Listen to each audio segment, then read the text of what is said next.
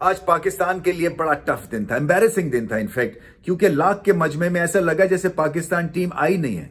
देखिए, इतने लोग माना कि भारत टीम को सपोर्ट करने आए हुए थे, मगर वो पाकिस्तान को भी तो देखने आए हुए थे। इसलिए कि पाकिस्तान और भारत की एक रिच राइवलरी है और उस राइवलरी का बेड़ा गर्क कर दिया आज की परफॉर्मेंस में। देखिए, फैंस जो है ना, वो इस तरह का वन साइडेड अफेयर देखने को तैयार नहीं है और इसलिए वो टीम को माफ भी नहीं करते हैं, क्योंकि आप लड़के हार जाएं किसी को कोई प्रॉब्लम नहीं होता, मगर इस तरह से हाफ टाइम के ऊपर ही पहले ब्रेक में ही पता चल जाए कि भारत ये मैच जीत जाएगा तो फिर कोई नहीं देखता है ऐसे। और पाकिस्तान ने बेइंतहा गलतियां की हैं। गलती नंबर 1, 30 करके आउट हो गए, 40 करके आउट हो गए, 50 करके आउट हो गए। ये लो बाउंसी पिच थी, आपको स्टार्ट मिल गया। जब स्टार्ट मिल गया है तो फिर आप 100 करें, सेट हो गए हैं।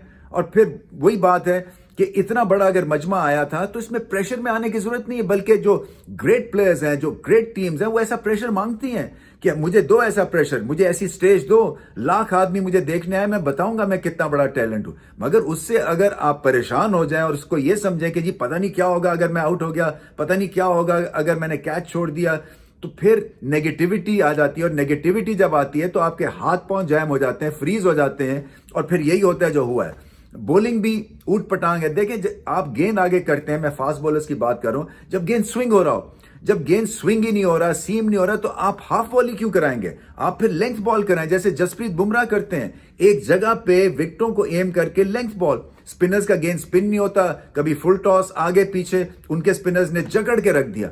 और उनकी जो ग्रेटनेस है भारतीय टीम की आज के मैच में खासतौर पे, वो मिडिल फेज में आके उड़ा के रख दिया उन्होंने पाकिस्तान को। 150 पे 2 आउट पाकिस्तान, और 200 भी नहीं कर सके। ऐसी बात देखें किसी को हजम होने वाली नहीं है, क्योंकि जब आपको स्टार्ट भी मिल गया, जब कंडीशंस भी बैटिंग के लिए ठीक थी, जब आप देख रहा था कि शायद 270-80 कर सकते हैं, और कहीं 270-80 किया होता तो भारत के लिए मुश्किलात हो जानी थी, क्योंकि पिच और स्लो हो गई थी, स्पिन भी हो रहा था इवनिंग में। मगर ऐसे लगा जैसे कि आखिरी के बल्लेबाज जैसे कि कोई चैरिटी मैच खेल रहे हैं, कोई नुमाइशी मैच खेल रहे हैं, क्योंकि ये भी किसी ने नहीं कोशिश की कि चलो मैं पूरे 50 ओवर्स खेलूं, इस स्कोर को 220-230 तक लेके जाऊं। और फिर जब पहले 10 ओवर्स में भारत ने 70-80 कर दिया तो 190 तो होना ही होना था, तो वहां पे भी कंट्रोल नहीं दिखा। छक्के पे छक्के पड़ रहे हैं, चौके पे चौके पड़ रहे हैं, और कोई सर पैर नहीं था। देखें, पाकिस्तान को एक तो इस हार से बहुत कुछ सीखना है, आगे बढ़ना है। वो आगे कैसे बढ़ना है? कॉम्बिनेशन को बदल के, लड़कों को चांस और दें। आपकी बेंच स्ट्रेंथ है, अगर ये 15 में से आप समझते हैं कि 2-3 ऐसे ही हैं जो कि पैसेंजर हैं, उनको घर भिजवाएं, और जो आपके 7 प्लेयर्स हैं उनको मौके दें। इसलिए कि ये जो आपने देख लिया कि कितने 3 मैचेस का जो एक सैंपल साइज है ना, वो बहुत ज्यादा है वर्ल्ड कप के लिए। आपको आइडिया हो जाता है कि कौन कितना किस में हिम्मत है और ताकत है और पानी है। सो मैं समझता हूं कि आपको बहुत ज्यादा चेंजेस करनी पड़ेंगी, खासतौर पे बॉलिंग में। और फिर बैटिंग में भी यही बात है कि प्रेशर में आ गए और विकेटें गिरती चली गई हैं। आपको पता है कि कुलदीप यादव ने क्या बॉल करना है, आपको पता है जडेजा कैसी बॉलिंग करते हैं, विकेटों में गेंद रखते हैं। कुलदीप यादव के जो लेफ्ट आर्म स्पिन है वो आप आराम से पकड़ी जाती है, क्योंकि जब वो गुगली करते हैं वो ज्यादा फ्लाइट करते हैं। तो ऐसे लग रहा था जैसे कि बिल्कुल फ्रीज हो गए बल्लेबाज। नवाज की भी मुझे बैटिंग की समझ नहीं आती है, इफ्तिखार की अगेंस्ट स्पिन बैटिंग नरम है। इसी तरह से टेल एंडर्स जो है वो ऐसे आते हैं जैसे कि हमने आउट होना ही होना है तो चलो चला दो, चला के आउट ही हो जाए।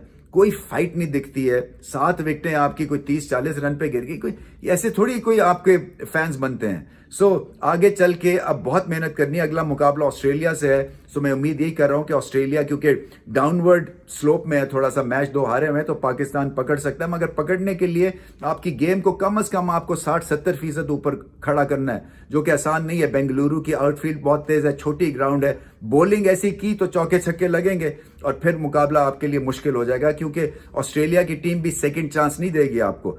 सो बहुत मेहनत की जरूरत है। पाकिस्तान के अभी भी चांस है, मगर मेंटल स्कारिंग से बचना है ऐसी डिफीट के बाद, क्योंकि यहां से ये हिट करती है। टेक्निकल एतबार से तो हम कमजोर थे ही थे, और बहुत फर्क डाल दिया भारत ने पाकिस्तान की वनडे में, इसलिए कि वो पता चलती है क्वालिटी, उनको पता, उनको गेम अवेयरनेस है, उनको पता है क्वालिटी कि किस तरह से चौके छक्के लगाने हैं सिचुएशन के हिसाब से। रोहित शर्मा ने ग्रेट इनिंग्स खेली है, और इसी तरह से मिडिल ऑर्डर भी चल रहा है उनका। सो पाकिस्तान का जो मिडिल ऑर्डर आज टोटल फ्लॉप एक दिन जो है वो 350 रन चेस कर लेते हैं, दूसरे दिन जो है वो फ्लॉप शो हो जाता है बल्ले के साथ। इतनी वेरिएशन के साथ आपके फैंस जो है ना आपको माफ करने वाले नहीं है। आपको खुद भी सोचना है, इंट्रोस्पेक्शन में जाना है कि क्या गलत हुआ है आज और इस गलती को ठीक करना है।